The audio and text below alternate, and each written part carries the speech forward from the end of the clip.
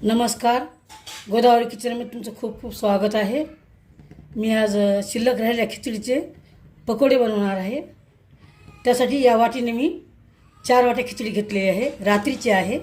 हे 3 वाटे आहे, हे 1 वाटी या वाटीने घेतली आहे. 4 वाट्या खिचडी. जेवढी खिचडी आहे त्याच्या आपल्या अर्ध्या प्रमाणात तांदळाचं पीठ आणि बेसन घ्यायचं आहे. 4 वाटी खिचडीसाठी 1 वाटी तांदळाचं पीठ, 1 वाटी बेसन घेतलेलं आहे. 2 वाटी खिचडी असेल, अर्धा वाटी तांदळाचं पीठ, अर्धा वाटी बेसन घ्यायचं आहे. मीडियम साईजचे 2 कांदे बारीक कापून घेतले आहे. अर्धा वाटी कोथिंबीर, 1 हिरवी मिरची घेतली आहे बारीक कापून. तुम्ही जाड वाटून टाकू शकता. 1 चमचा जिरं, अर्धा चमचा हळद. खिचडीचं मीठ असते, मी शेंदा मीठ घेतलं आहे अर्धा चमच. तुम्ही साधं पण घेऊ शकता. 1 चमचा धने पावडर, 1 चमचा लाल तिखट, 1 चमचा आमचूर पावडर घेतला आहे आणि 1 चमचा ओवा घेतलेला आहे. याच्यातलं काही साहित्य नसेल तरी चालते. खिचडीमध्ये असते मसाले. तुमच्यावर डिपेंड आहे. खिचडीमध्ये किती मसाले आहेत त्याप्रमाणे आपल्याला टाकायचं आहे. कमी तिखट जास्त टाकून घेऊया. कोथिंबीर, मिरची आणि कांदे हे सर्व साहित्य घेतलं टाकायले.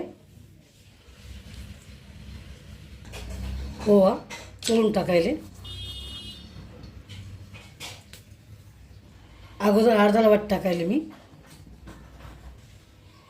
लागलं तर नंतर टाकता येते. पाणी टाकायचं नाही, असं मिसळून घ्यायचं छान दाबून दाबून.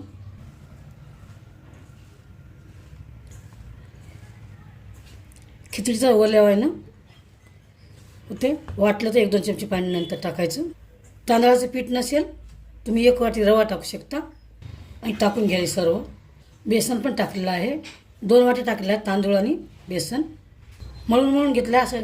असे गोल गोल बनवायचं असे पकोडे. मीठ कमी असेल थोडंसं टाकायचं. हे बरोबर आहे. हे पकोडे मी 6 लोकांसाठी बनवत आहे. बाहेर पाऊस पडायला बेस्ट. गरमागरम. पाणी बिलकुल लागलं नाही. लागलं तुम्ही 1-2 चमचे टाकू शकता. असे बनवायचे छोटे मोठे तुमच्या आवडीनुसार असे बनवायचे.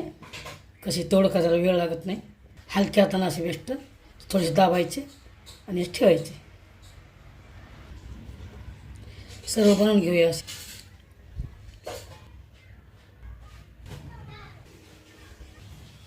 आपले पकोडे बनवून झालेले आहे. थोडा हाताला तेल लावून बनवायचे आहेत. थोडं चिटकतात हाताला, खूप छान होतात. एक वेळेस केलं तुम्ही बार बनवशाल. कढई ठेवली आहे, तेल टाकलं आहे. बेस्ट तेल गरम झालेलं आहे. पकोडे टाकून घेऊया. एकदा तेल गरम झालं, मीडियम पॉवर आपल्याला तळून घ्यायचं आहे.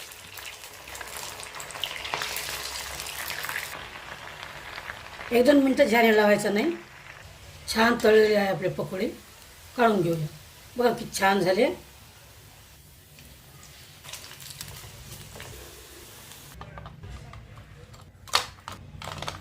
हे खिचडीचे पकोडे बिलकुल तेलकट होत नाहीत.